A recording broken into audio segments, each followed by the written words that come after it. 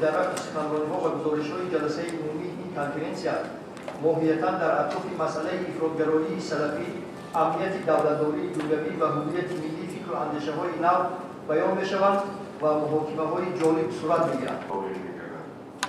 پیروان این جریان آگاه در روی کشورهای نمایان موقع و جهانبینی تندروی واقعیت را ترغیب نموده ایستاده‌اند.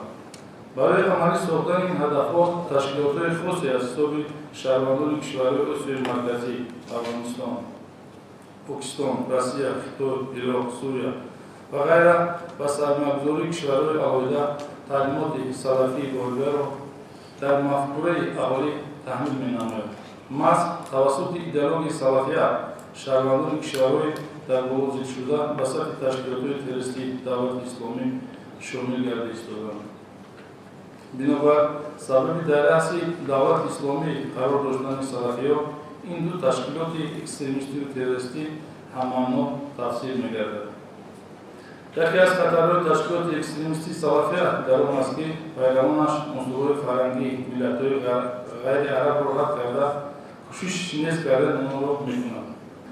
عملهای وحشیانه سلفیه دولت اسلامی نشان داده ایستاده است که با یک وحشیانیت کشتار زنان و کودکان و پیرمردان را نامآشکارانه بالا مانده تجاوز به ناموس زنان و دیگر عملهای غیرانسانی را با استفاده اصطلاح‌های مقدس دین اسلام الله اکبر و تکبیر افتخاری خود می‌دانند. ظاهراً سلفی‌ها با بهانه بازگشت به اصل اسلام، تازه کردن ایمان از بدعت‌ها، آسان کردن شریعت پیوسته و تفریق‌انگیزی خشونت و ناآرامی جنگ جدا مردم مسلمان را راهنمایی دارند. نشان می‌دهد که یکی از سبب‌های اصلی مورد کردن و شورش‌های جوانان برای و تشکیلات‌های اکستریمیستی این تعلیم غیررسمی دینی در حدود محله، مسجد و خانه استقامتی می‌باشد.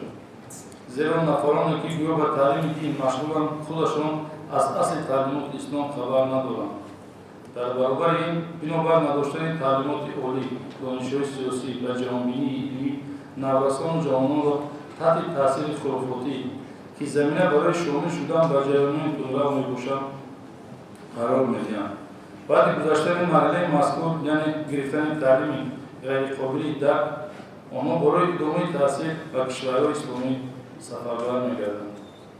برای مثال تا امروز در مجموع 4166 طالب معین گردیده 3178 نفر آنها از آن جمله از منطقه قرم‌تپه 30%، منطقه کلاه 22%، ولایت سوق 18%، ناحیه توبه مرکز 20%، شهر دوشنبه 9%، ولایت مختار کوهستانی بدخشان 1% به وطن برگردانده شدند.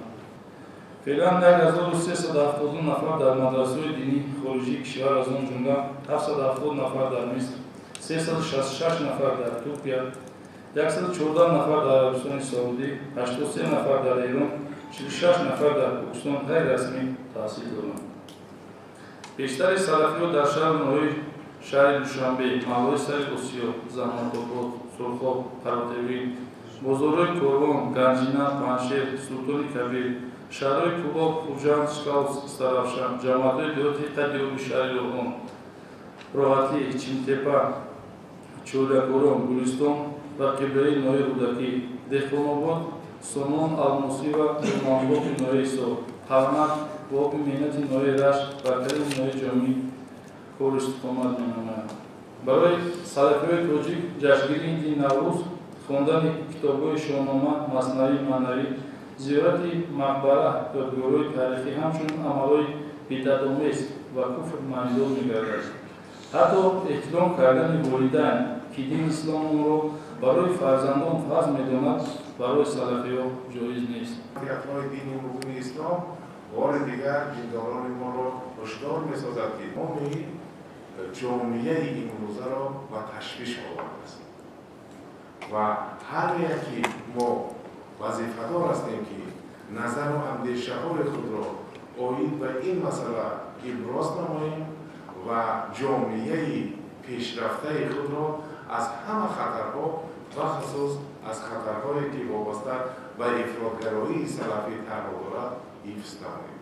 خوشبختانه هوشیاری حکومت ما این بود که فهمیدند که اینها واقعا یعنی خطر خیلی بزرگی دارند و ما این رو احساس کردیم بعد از آن که در خاورمیانه سلفی‌ها مستقیما دست به سیاست زدن و با استفاده از سلاح و با استفاده از طرفداران خودشان باعث آن شدند که در تمام خاورمیانه درگیری شدید بین مذاهب شروع شد و امروز بدبختی خاورمیانه همین است که درگیری مذهبی که در آنجا شروع شده است تأثیر آن آهسته به طرف خاورمیانه به طرف آسیا مرکزی آمده است و ما این واقعا در واقعه‌های اخیری که در شمال افغانستان شده ایستادن دیده ایستادیم این خطر خیلی عظیم دارد و آن را نباید ما نادیده گیریم. در تاجیکستان رویاهای علیه دینی سلفیه سال 1998 پیدا شده در مدت کوتاه در بین طبقه‌های گوناگون اهالی ریشه در آن توانست مقطع‌ها ادامه دادند. رویاهای علیه دینی سلفیه را در تاجیکستان اساساً خلق کردگان و محصلان مکتب‌های دینی جمهوری اسلامی پاکستان، عربستان اسلامی، یمن، مصر، سوریه از حساب شهروندان تاجیکستان که از سالهای 1994 تا این روز خواندند و می‌خوانند و بعد ختم مکتب به وطن خود برگشتند جاری می‌کنند. ببینید که قانون تنظیم و عمل دستماندهای ملی را استفاده بوده هنگام گزارش جنازه ها همون دیدگاه بسیار پرتضاد و پرضلالت سلفیه را همچون ارزش دینی همچون عامل دینی در بین همون نمازخوانان معرفی میکنند. امروز شکلگیری تفکر سلفیه همچون عامل دینی در ما رایج گرفته است. هنگام خواندن جنازه اسماعیل پرخوششون کلاشاشون از پا نمیبرند، سرخطی‌ها خاموش هستند، گارها سازش میکنند.